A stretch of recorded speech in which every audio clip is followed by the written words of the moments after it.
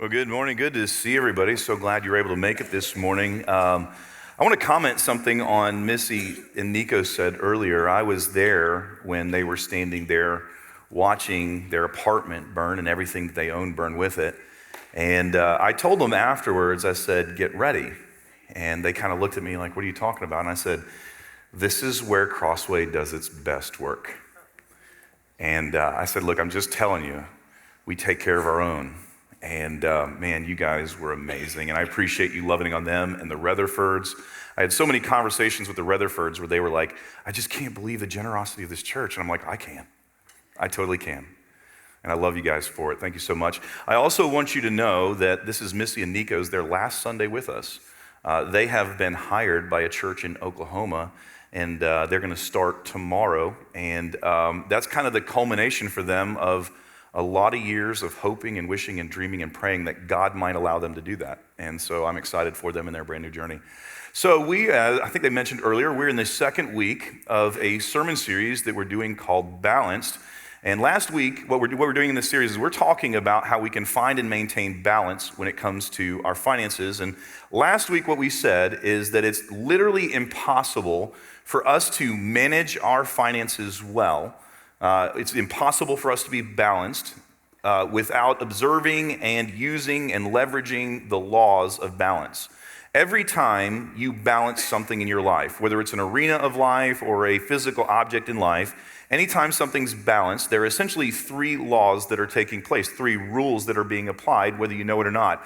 And last week we talked about these. The first rule of balance is the law of the reference point. In order for anything to stay balanced, you have to have a proper reference point. For me, it's the top of this mallet. Now, if I look away from the mallet at that reference point, if I look over here, or down at my hand, or at you too long, it inevitably falls. And that's the first law of balance. We have to have the proper reference point. And last week, what we said is when it comes to your finances, the proper reference point, the thing that we have to look at and stay focused on our whole lives, if we're going to stay balanced, if we're going to manage our finances well, is really we have to know where our money's going. In fact, we had this phrase, we said, you got to be knowing where your money is going. That's what we have to do. We have to be knowing where our money is going. And last week, just before we ended, I gave everybody a homework assignment. I said, look, for the next 7 days, I want you to spy on your money. I want you to watch it. I want you to pay attention to where it goes and what it does and what it's being used for and all that sort of stuff. And we invited you to take part in a sophisticated system. When you left, we gave you a piece of paper, and it's super, super sophisticated, the system. It has 3 columns, and the top of the first column says date. And that's where you write the date where your money went somewhere. And then the second column it says description. In other words, you're kind of describing where your money went.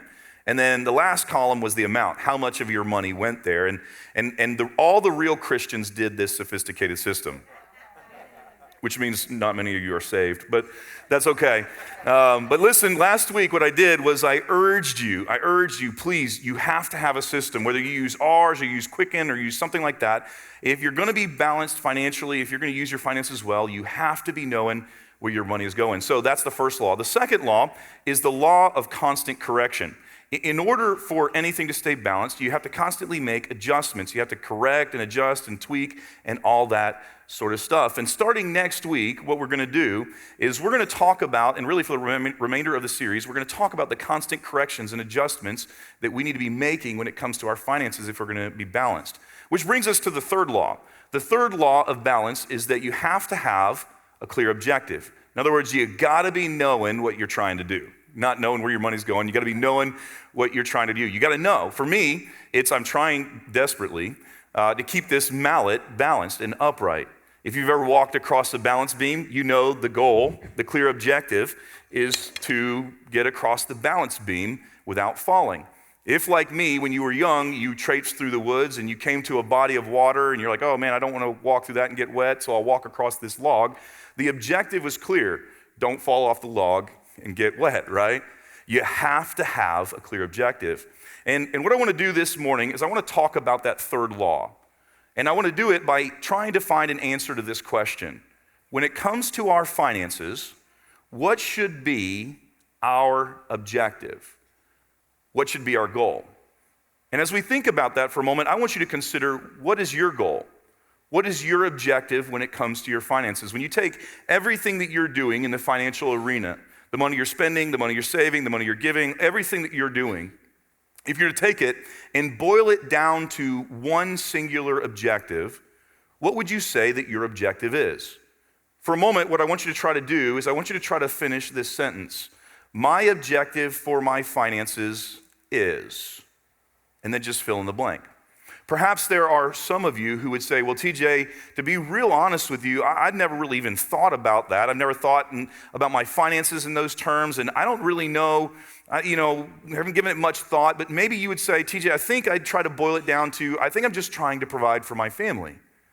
And let me just say, that is a good goal. It's an absolutely good goal. It's something you should do. But the problem with that, if you make that your financial objective, your one singular goal, the problem is it leaves a whole lot of things out.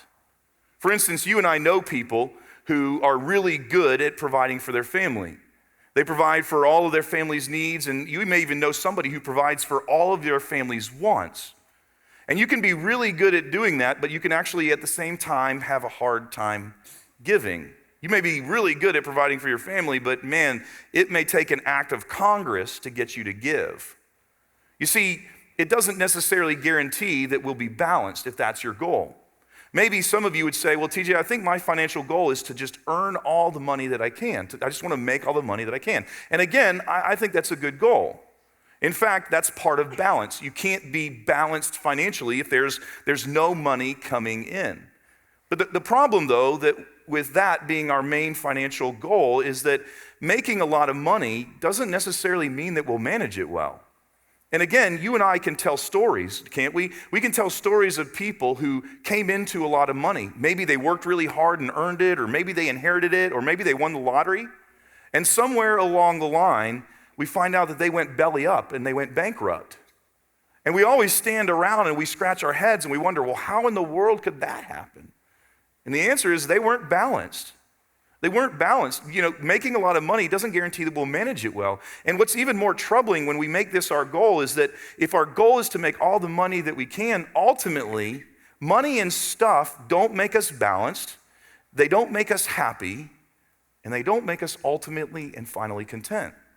And then if you and I pursue that goal hard enough, it can actually damage relationships, can't it? It can damage our relationship with our spouse. It can damage our relationship with our kids and our friends and everybody that we know. Perhaps you're here and you go, okay, TJ, those first two, those aren't me. My goal is to save. That's my financial objective. I just want to save. And maybe that's your goal and you're good at it. Maybe you're so good at saving that if we were to put on a seminar, you could put on a seminar for saving, gather together a bunch of penny pinchers, and teach them how they can pinch their pennies even harder. Maybe that's how good you are at it. But listen, if saving is your financial goal, you're probably not that much fun to live with.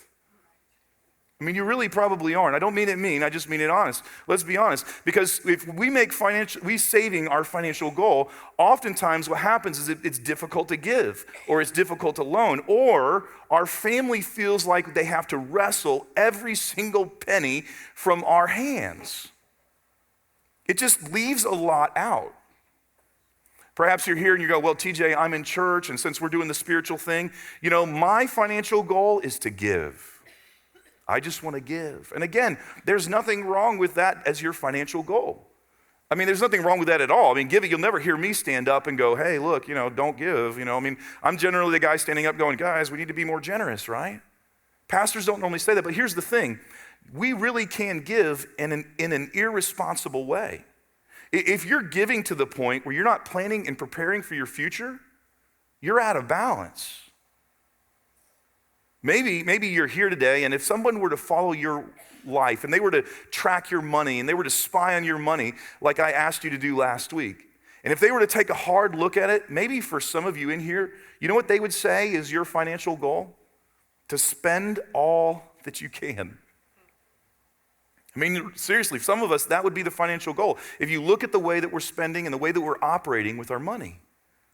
And of course, nobody writes that down, right? Nobody says, my financial goal, my big objective is to spend all that I can. But if you're here today and you have a lot of consumer debt, Whether you know it or not, whether you like it or not, that's your financial objective. If you spend more than you make, then that's your financial objective. Listen, if you have to, in order to be happy, if you have to spend hours online or hours walking through a store looking for something to need so that you can buy it, then chances are spending is your big financial goal. And of course, I don't have to tell you the problems with this, do I? I mean, when you and I make this our financial goal, what happens is we end up in debt up to our eyeballs. And things get worse from there. And what's even more troubling for me is the fact that when you and I spend, ultimately what we're saying, when we make that our big financial goal, we're saying that money and stuff are the things that satisfy. And the problem is that those things are an appetite. And just like every appetite, they never fully and finally satisfy. It will always leave you hungry for more. Well, maybe you're here today and you're going, okay, TJ, none of those things are me, really. My goal is I want to be financially free. And I think that's a good thing too. The problem I have with it is it's sort of vague. Like, what does it actually mean to be financially free? It could mean one thing for you and maybe another thing for somebody else. And it's hard to know when you actually reach financially free. And on top of that, you and I have met people who have become wildly financially free, extraordinarily wealthy. I mean, they could go anywhere they wanted to go, when they wanted to go there. They could buy anything that they wanted to buy, when they wanted to buy it. They were absolutely beholden to nobody financially. And then somewhere along the line, things go sideways and we find out they're bankrupt. And of course, again, we stand by and we scratch our heads and we're like, wow, how did that happen? You know, if I had that same money, that would never happen to me. I would never do that, because somehow we think we know better than them, when in fact we've never walked a mile in their shoes, and we may end up doing the same thing that they did. But listen, their goal was financially free, and we've met all kinds of people who their goal was to be financially free, and it didn't go so well for them. What's even more is that the real problem I have with financially free as our goal is it just doesn't give us a compass. There's no sense of morality or what's right or what's wrong or what direction should we go. When you and I choose financially free as our big financial objective, it leaves us without a true north. Now, don't hear me wrong. There's nothing wrong with giving. There's nothing wrong with saving. There's nothing wrong with providing for your family. There's nothing wrong with spending. There's nothing wrong with being financially free. The problem when we make those our objective financially is that they're just not enough. And if you and I are able to pick two of them, not just one, but we go, okay, I'm not going to pick one, I'm just going to pick two or maybe three. If we pick and do two of them to the detriment of the others, we still end up unbalanced financially. So this morning, what I'd like to do for just a few minutes is I would like to answer the question from Scripture. What should be our main objective when it comes to our finances? Because here's what I believe. I believe that the Scriptures offer us a grid through which we can filter all of our financial decisions. And this grid that it gives us, this objective that it gives us, will offer as guardrails that will keep us between the ditches. It'll help us to stay balanced. Now, I'm going to warn you up front that as soon as I present it, there are some of you that there's a little bit of fear that's going to rise up in your heart. There's going to be a little bit of apprehension, and it happens every time I mention this to people. But if you would be willing to pause just a little bit and consider it and take it and apply it to your life, here's what I want you to know. The grid that God gives us, the objective that God gives us, is extraordinarily liberating. It's unbelievable. It's life-changing. It offers freedom and peace that's hard to describe. So if you have a Bible or a Bible app on your mobile device, would you turn with me to 1 Chronicles chapter 29. 1 Chronicles chapter 29. If you have a Bible app on your mobile device, it's going to be pretty easy to find. If you're using an old school Bible and you're not familiar with it, good luck in finding it. You'll probably find it by the time that I'm done. But First Chronicles it tells, at least in part, the story of a guy named David. David was king of the nation of Israel. He ended up being the most prominent and probably the most successful king that Israel has ever had. And it tells his story. And the events that I want to look at today, where we find an answer to our question, the events that we're going to talk about today, they happened about 1000 BC. So literally, we are talking about events that occurred 3,000 years ago, which is kind of a neat thought to wrestle with. But as we pull up on the scene in 1 Chronicles chapter 29, David is the king of Israel. And life is pretty good. Israel has defeated all of its enemies. They've won all the battles. They're living in relative peace. And on top of that, David has managed to lead the nation of Israel as its king to international power, prominence, and prosperity. Israel is literally the envy of all the nations that surround it. All the nations of the world admire them and look up to them and want to be friends with them and want to learn from them. And so there are people that are studying, no doubt, what decisions did Israel make to get to this point, and how can we replicate that in our world and our environment and all that sort of stuff. But Israel is living, life is really, really good for the nation of Israel and for King David. And while this is going on, at some point in time, we don't know where, David starts to think about the tabernacle. His thoughts start to drift towards the tabernacle. Maybe he was in his room looking out the window, or maybe he was in his office or his study, or maybe he was in the throne room, but he starts to think about the tabernacle. Now, the tabernacle, just so you know, is an elaborate tent, and inside the tent was a box, an ornate box called the Ark of the Covenant. Now, inside the Ark of the Covenant were, among other things, the 10 Commandments that Moses brought down from the mountain when he spent with God. They brought that and they put that in there. And for hundreds of years, for a long time, the nation of Israel were wanderers. They would wander from place to place to place. And as they wandered, they would carry the Ark of the Covenant with them.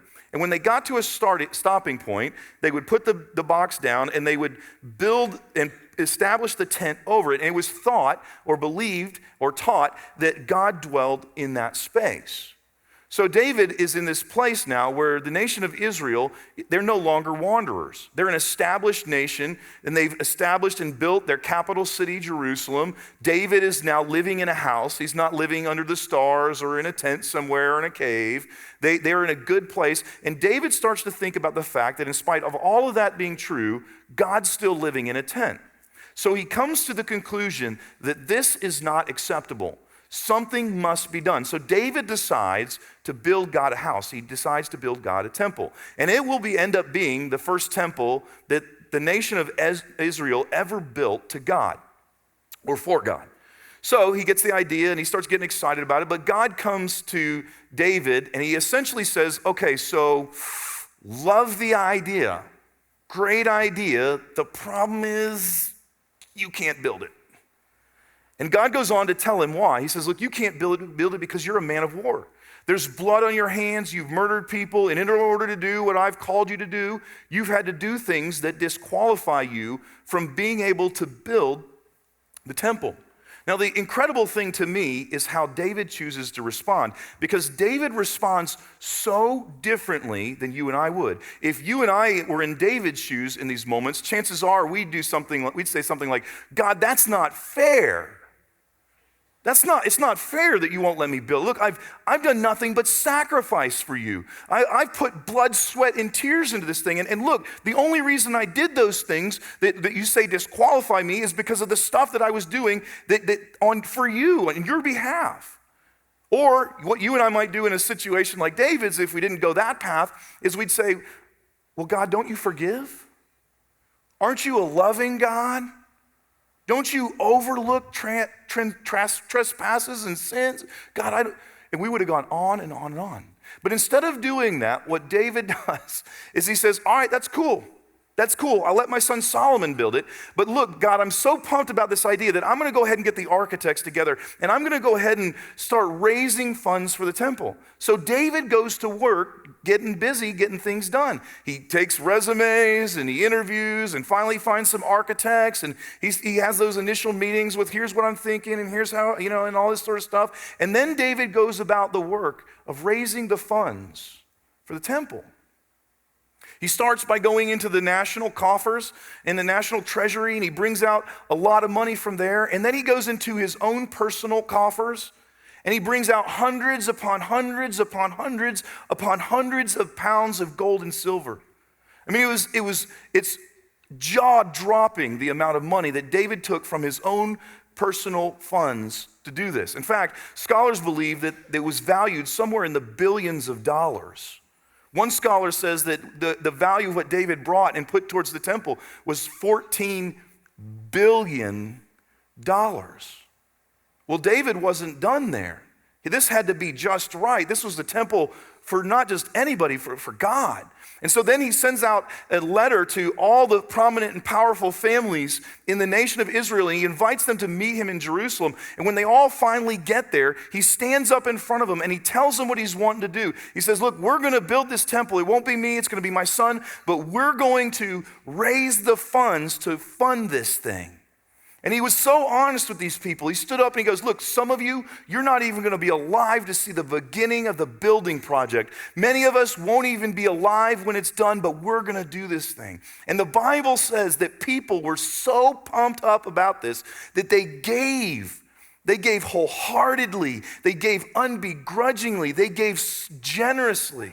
And it's in the middle of all of this wonderful chaos that David decides to pray a prayer. And in the middle of this prayer, he reveals what should be our objective when it comes to our finances.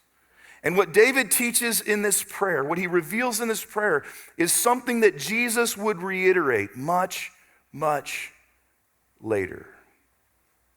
So in the middle of all this chaos, here's how David prays. David praised the Lord in the presence of the whole assembly, saying, "Praise be to you, Lord, the God of our father Israel, from everlasting to everlasting." And from here, what David does is he makes this sort of summary statement that almost encapsulates everything that he's going to say in this prayer.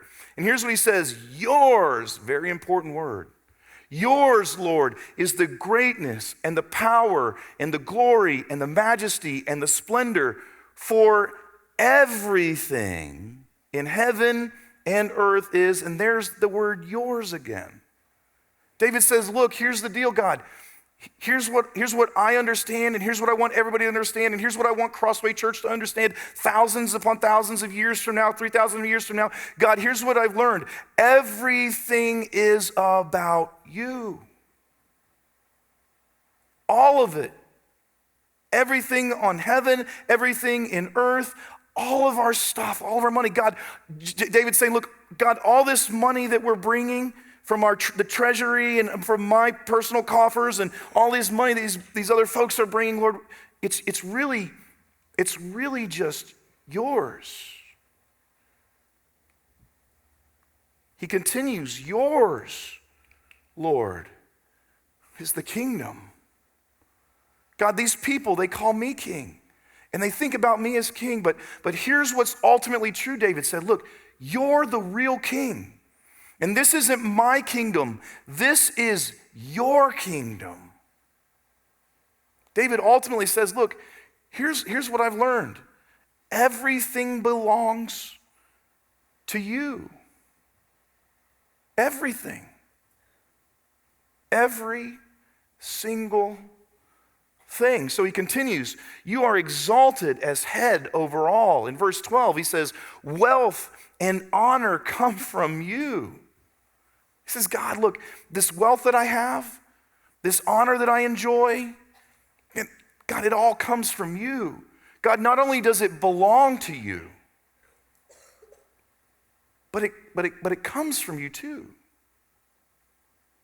He continues, he says, look, you're the ruler of all things. In your hands are strength and power to exalt and to give strength to all. In other words, what David's saying is, look, here I am. I'm the king of this nation. I'm a very wealthy man. I've accomplished a lot of stuff. But as I look back, here's what I've realized.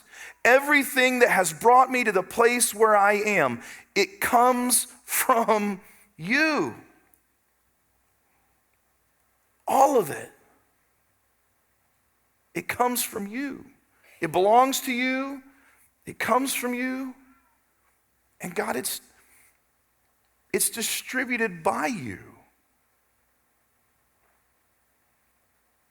The decision-making ability that got me to where I am, God, that comes from you.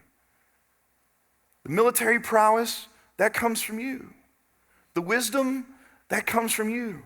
The talent, that comes from you. It all comes from you. And if you and I were one of David's friends, maybe one of his long-standing friends from back when they were in the battle days, if we were to sit here hearing David say this might bother us a little bit.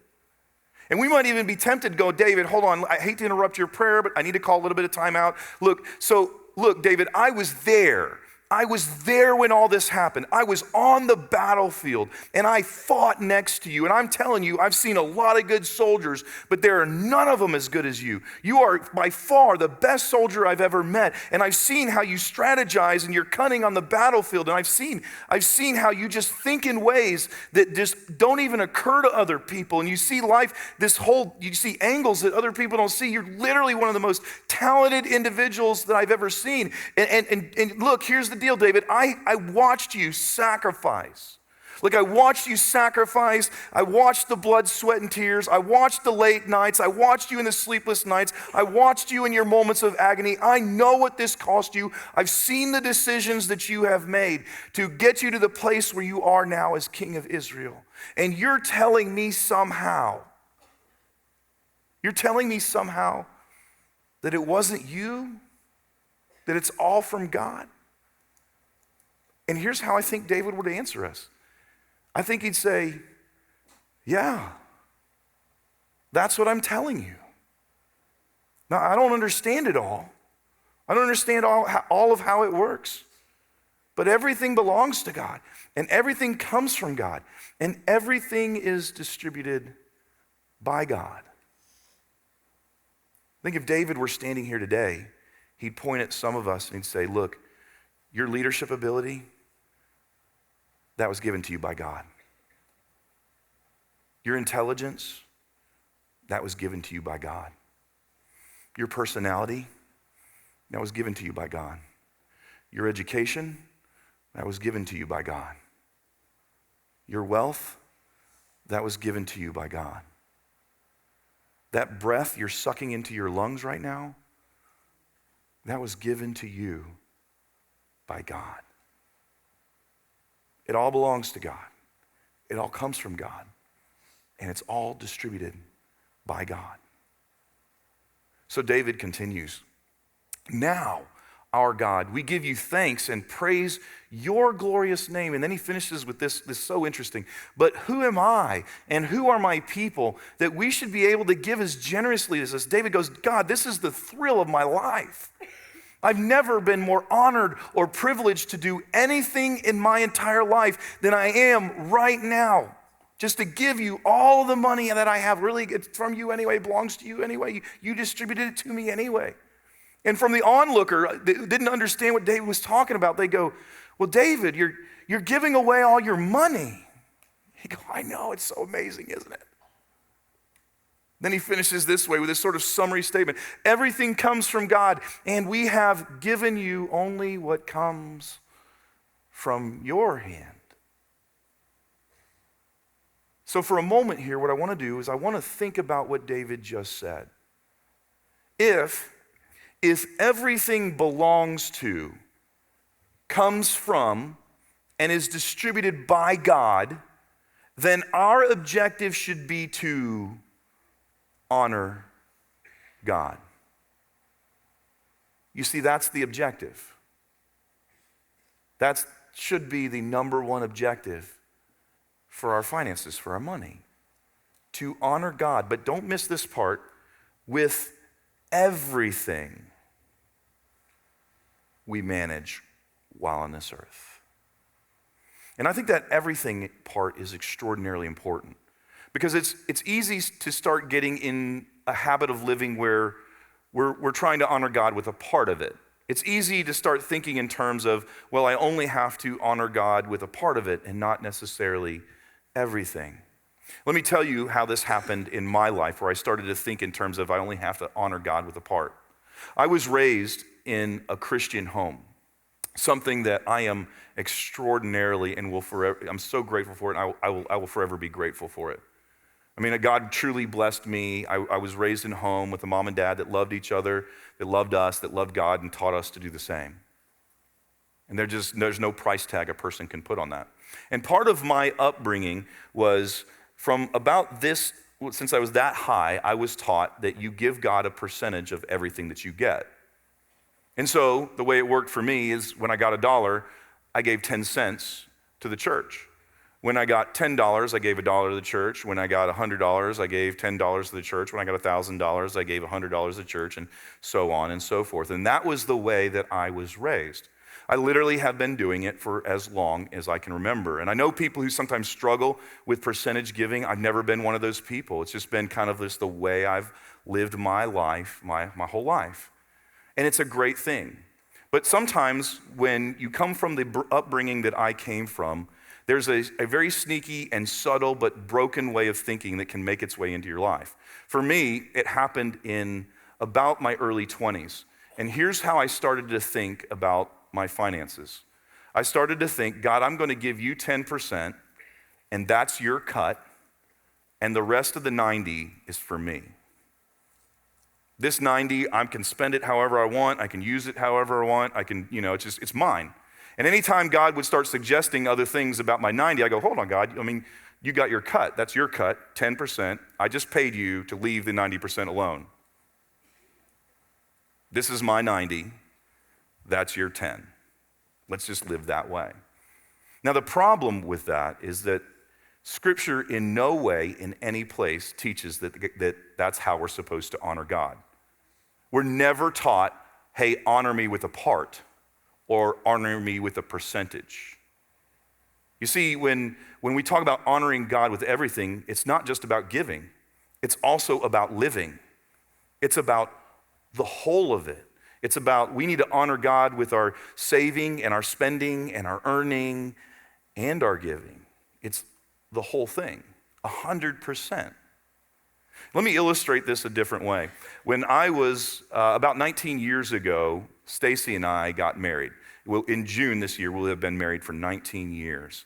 And I'm pretty pumped. I feel like we're getting a pretty good start, babe. So 19 years ago, I stood at an altar, though, and I made some promises. And among those promises that I made was to honor Stacy.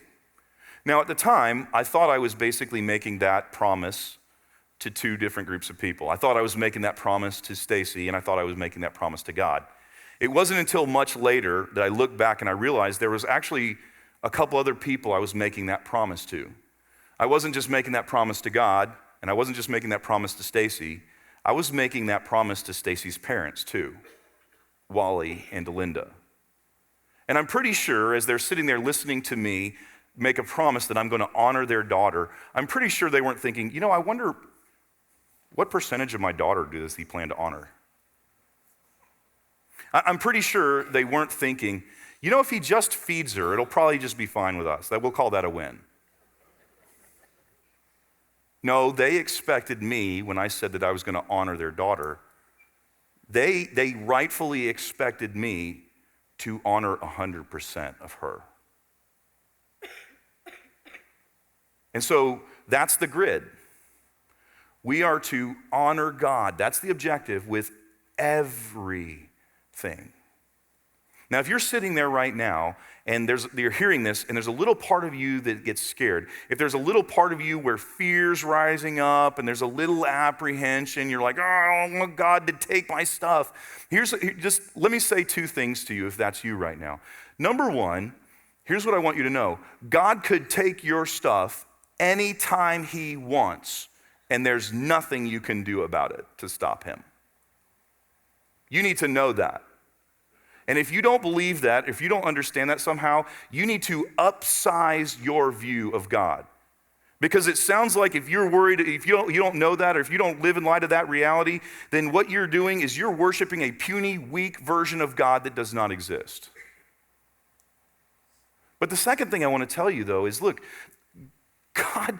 God's not trying to take your money.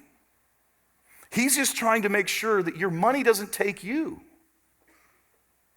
Look, he doesn't want something from you. He just wants things for you. And you know how I know this? Because 2,000 years ago, we're told, for God so loved the world that he gave his one and only son. It doesn't read, for God so wanted something from you that he decided to take your money. It says, for God so loved the world that he gave. God doesn't want something from you. He wants something for you. He wants to make sure your money doesn't take you. Now, at this point in the conversation, almost always, with whoever I'm talking to, they finally get to this place where we're like, okay, TJ, I get it. Honor God with everything. So look, just tell me what to do. Give me a command, give me some rules. Just, TJ, if you'll just tell me what to do. And if you're here wanting me to do that today, okay, TJ, I get that you need to honor God with everything. If you're just going, TJ, just finally get to the point and tell me what to do, I got to tell you, I don't know what you should do. I don't. But here's what I think all of us should do. I think every single one of us on a fairly regular basis need to pray this prayer. God, show me how to honor you with everything that I have. God, show me how to honor you, not with a part, not with a percentage, but with everything that I have. And I think if you'll pray that prayer, I think God will answer it. But he'll probably answer it different for you than he will for somebody else. For some of us in this room, he may say, hey, look, you're an incredible saver, but you're not generous, and that doesn't honor me. You need to start giving.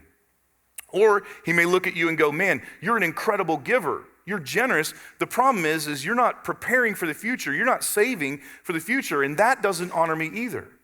Perhaps for some of us, he would say, look, you're in debt up to your eyeballs. And that doesn't honor me, because whether you know it or not, the borrower is servant to the lender. And I don't want you to serve your money. And when you serve your money and your stuff, that doesn't honor me. So get out of debt. Maybe God will say, hey, look, you know that collection that you have? Nothing wrong with it. Nothing wrong with it. I want you to take it and sell it and use the money differently. Maybe there are some of you where if you pray that prayer, God will go, hey, look, I want you to spend your money differently. And maybe for you, it's not because you're in debt. I mean, you can afford everything that you're buying. You pay for it. You don't go into debt to get it. But maybe God says, look, I just want you to use that money differently, and I want you to use the time differently. Maybe for some of us, God will say, hey, look, you know what? I want you to rethink how much you're leaving to your kids and your grandkids.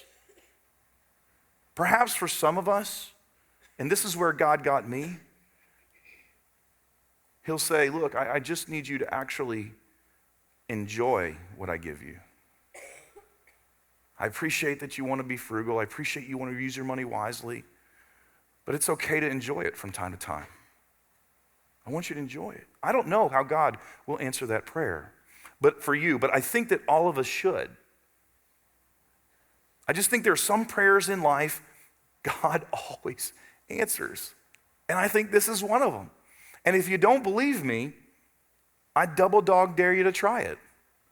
Just pray, God, would you show me how to honor you with everything that I have? Everything. Can I tell you something that's true, will need to be true for every single one of us on this front somewhere along the line? If we're going to honor God with everything we have, for every one of us, if we're going to do it, no matter how God answers that prayer, we're going to have to come to a point of surrender. A point where we stop clutching our money. A point where we come to God not with a closed fist, but an open hand. Because when we come to God with an open hand, that's when we discover that God's grid, that it really does change your life. That God's objective to honor him with your money really is freeing. It really does provide peace. It really does change your life. But it's going to require that every single one of us go, oh, fine, it's yours. You take it and you use it however you want. You just tell me just give me direction. I surrender. And that's the objective all of us need to live with. God, would you show me how to honor you with everything that I have? It'll change your life.